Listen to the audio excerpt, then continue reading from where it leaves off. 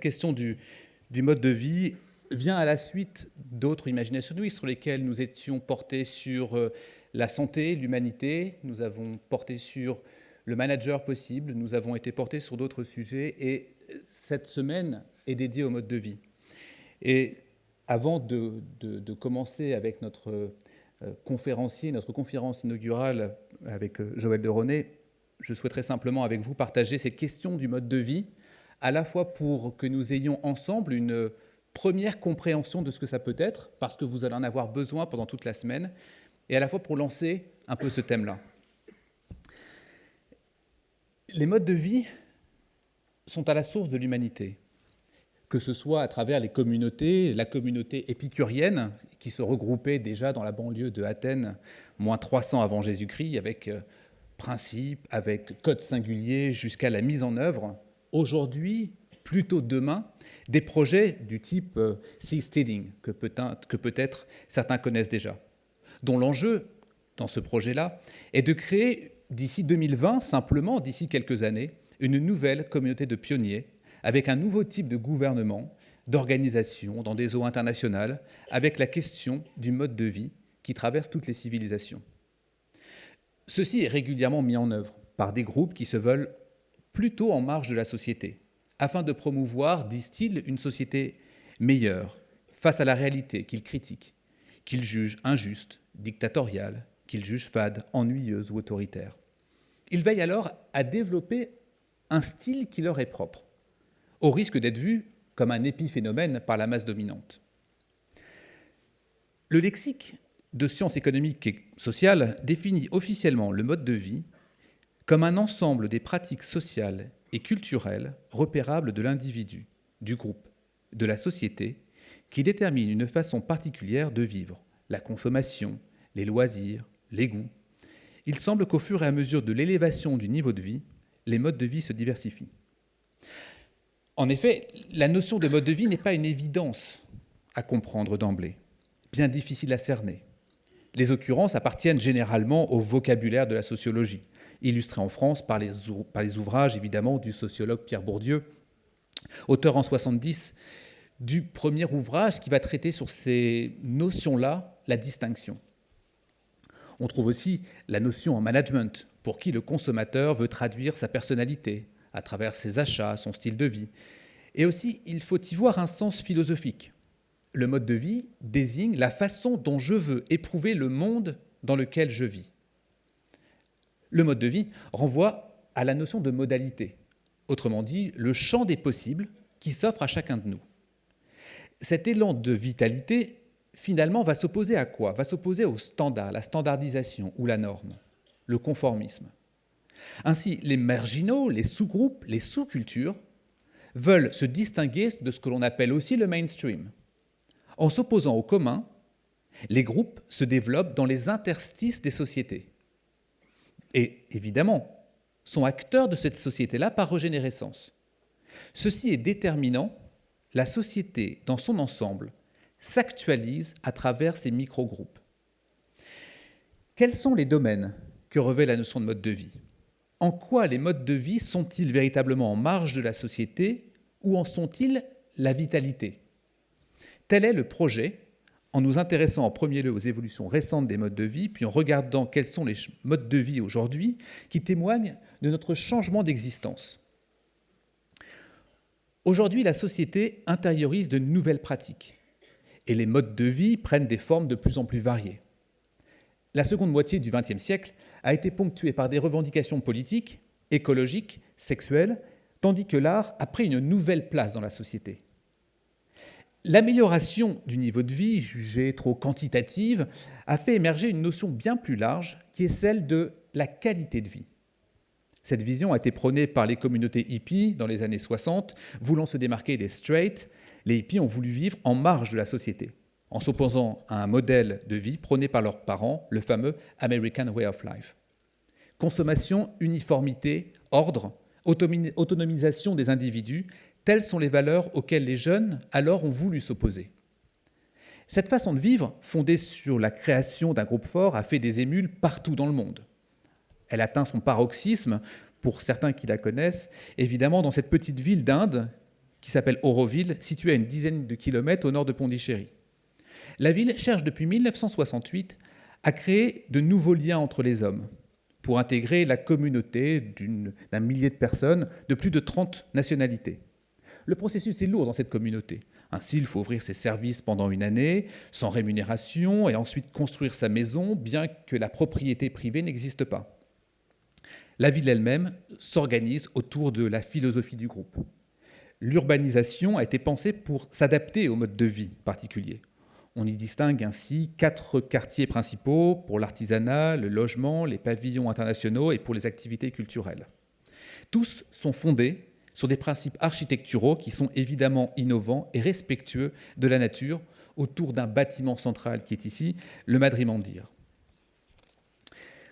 Aujourd'hui, les contre-cultures sont moins présentes en Occident, mais l'idée de vivre en marge de la norme revêt de nouvelles formes. Les liens sociaux souvent distants dans l'apparition de la société sont sans cesse interrogés et cherchent à recréer du lien social autrement. Ainsi, le lien avec la communauté et la nature a motivé 2 Californiens, Harvey et James, à créer une grande fête communautaire. Et chaque année, depuis 1986, ils construisent au milieu du désert Black Rock, dans le Nevada, une ville éphémère où serait brûlé le dernier jour son symbole, le Burning Man. La dernière semaine d'août, c'est plus de 50 000 personnes qui viennent recréer l'espace d'une semaine, cette société éphémère. Certains modes de vie ont pris en compte l'environnement, mais dans d'autres sphères, comme celle de la sexualité, poussée par de nouvelles utilisations de son corps et des pratiques de vie jugées déviantes, gagnent en visibilité. Tel est le cas pour le sadomasochisme, fondé sur des jeux de pouvoir instaurés entre un dominant et un dominé. L'univers possède ses règles implicites et laisse les participants développer leurs fantasmes d'humiliation ou douleur. Porté par les photographies et porté par l'art avant tout, avec Robert Mapplethorpe, le SM, à l'origine sulfureux, s'ouvre finalement au grand public à travers l'utilisation de menottes, de masques, récemment découverts avec l'intérêt aussi surprenant qu'impressionnant, qui est 50 Shades of Grey. Mais la question en termes de mode de vie reste pertinente, car finalement, si tout ça est vidé d'une finalité dans la vision de la vie, ça risque tout simplement à s'abaisser à un simple niveau de torture. Dans cette période d'amélioration du niveau de vie et de qualité de vie, et un temps d'émergence de nouvelles idées, d'une société libérale plus grande, certains artistes, en dehors de toute revendication sociétale, ont voulu transformer leur manière de s'exprimer. Ils voulaient alors, disait-il, transformer l'art. C'est ainsi que, toujours dans les années 60, le groupe Fluxus, dont le nom fait référence au mouvement, a pris forme en voulant dépasser les limites de l'art de l'époque. Inspiré par John Cage dans la musique, par Marcel Duchamp, le célèbre créateur des ready-made dans l'art, les membres du mouvement Fluxus ont voulu développer de nouvelles formes d'expression où le public serait acteur, dans des formes privilégiant l'improvisation telles que les performances. Le mouvement se compose alors d'un très grand nombre d'artistes. On trouve Benjamin Vautier, plus connu sous le diminutif de Ben, ou bien aux États-Unis, la japonaise Yoko Ono. Ces artistes innovent dans les formes, jouant dans l'ironie, sur l'ironie des mots, ou bien en essayant de créer un choc chez le spectateur. Ainsi, en 1964, Yoko Ono exécute Cut Piece, une performance dans laquelle le public est invité à découper au fur et à mesure ses vêtements jusqu'à la laisser quasi nue. Mais ce mouvement, Fluxus, veut aller au-delà de l'art. Massi Unas, le fondateur du groupe, en s'inspirant du dadaïsme, s'approprie et redéfinit la notion d'anti-art. Anti-art is life, is nature, is true reality, it is one and whole. Il s'oppose ainsi à l'art, qu'il juge trop inerte et marchand. L'art n'a pas vocation à rester dans les musées, mais à magnifier la vie. Comme le dit l'artiste Robert Filiou de la communauté des années 60, La Cédille qui sourit, l'art est ce qui rend la vie plus intéressante que l'art. Il a vocation à être une attitude, une façon d'aborder la vie. Concrètement, les modes de vie se traduisent principalement par notre façon de consommer. Aujourd'hui, de nombreux enjeux transparaissent dans ces changements. Nous sommes de plus en plus connectés, notre culture s'agrandit grâce à la mondialisation et nous cherchons de nouvelles façons de consommer, autant de changements qui influencent nos vies. Nous avons accès plus rapidement aux services. Nous pouvons nous passer d'intermédiaires et la philosophie d'Internet, fondée en partie sur l'open source, transforme nos comportements. Pour autant, cette connectabilité transforme aussi notre rapport au temps. Tout se déroule plus rapidement. À l'heure où les informations ne comptent que 140 signes, notre rapport à l'actualité a innové, a évolué. Difficile de s'imaginer aujourd'hui de vivre sans ordinateur, encore moins sans téléphone portable. Le temps se raccourcit, telle est la thèse de l'allemand Rosa dans Acceleration. Selon lui, qui porte une vision critique face au temps, les individus sont submergés d'informations et ont le sentiment qu'ils n'ont plus le temps pour entreprendre. Le temps s'accélère et nous dévore comme hier Chronos avec ses enfants. Cette redéfinition nous pousse finalement à favoriser le divertissement, source de satisfaction, certes faible et à court terme, mais garanti. Nous n'avons plus de prise sur toutes les accélérations avoisinantes et notre attention est de plus en plus éparpillée, à la recherche de la dernière actualité. Ainsi, nous passons en moyenne 5 heures par jour derrière son écran, la télévision, l'ordinateur, l'iPad, son portable. La relation aux autres est transformée.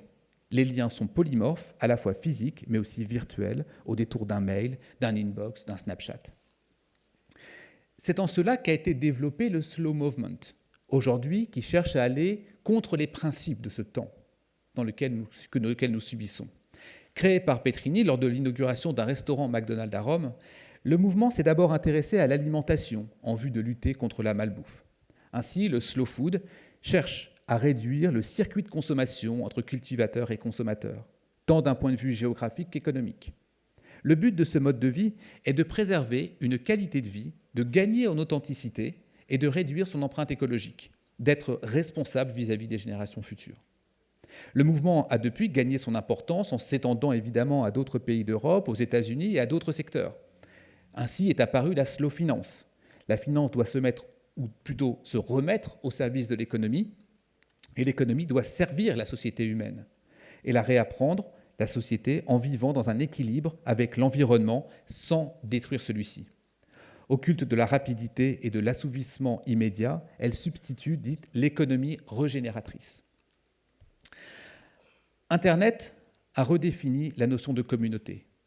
Reliés entre eux au sein de différents réseaux sociaux, successeurs des chats, des forums, d'abord MySpace, puis Facebook, Twitter, puis maintenant Instagram, Pinterest, les réseaux sociaux cherchent finalement quoi, si ce n'est à reproduire les interactions de la vie réelle, l'échange de photos, l'échange d'informations.